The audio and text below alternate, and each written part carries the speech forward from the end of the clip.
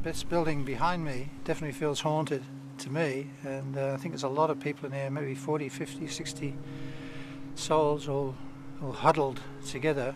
So I think we'll do the right thing and have a clearing ceremony and make everyone's life a bit happier. There's a group of people, mostly women, just here, and there's nothing to be afraid of. We're here to improve your situation, and there's nothing to be afraid of.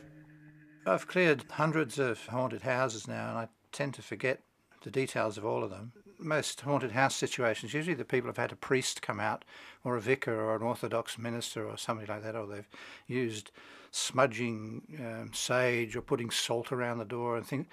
Totally useless. With a haunt, it's just a sense of you're being watched, or there's someone else in the room, and sometimes out of the corner of your eye you think you see someone.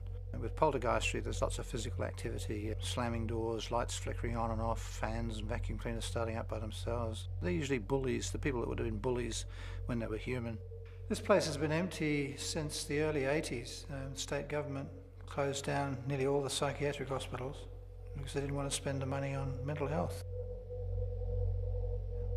It's very sad. When I get called out to do a haunted house, the house is invariably haunted by dead people, former humans, and they're usually not very smart, not very intelligent. They don't realise that they're dead. I tell the good spooks, we're going to this address 7 o'clock Tuesday night, and I talk to the people and answer all the questions while the good spooks clear the place. And the good spooks tell me what's going on and what I need to do and when the job's finished. So the only bad experience I ever had was Debbie Malone and I were asked to clear Callan Park, and one of the buildings there, the female ward, the workmen there had been terrified by having shovels and bricks thrown at them, and the real nasty character nicknamed Cattle Prod used to come around here and wake me up every night. This feels a bit better. I'm just sensing who's in the room, who's here. And there's a lot of them all around, and they're all kind of stood like this, wondering what's going to happen. Typical situation, a couple have built this house and they've lived there all their lives, and it's the sum total of their life's achievement, and there's a huge emotional investment in the house. So when they die, they can still think clearly and see everything and hear what's going on, so they're confused. And this is a problem also for people that have a rigid belief in science, because according to science, when you die, it's oblivion. So you imagine the shock for someone who's got a scientific belief system, and then they watch their own funeral. So they need to be helped and given the right advice and the right instructions. That's essentially what we do.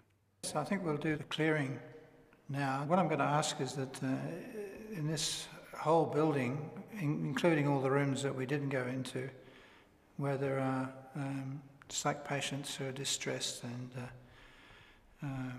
would like to move on to a much happier plane of existence, that you become aware now that the good spooks are here. The good spooks are the white ones, the shiny ones. There's nothing to be fearful of.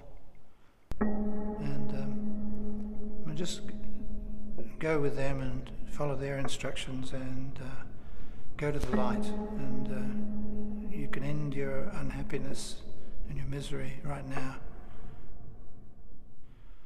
So we'll just wait.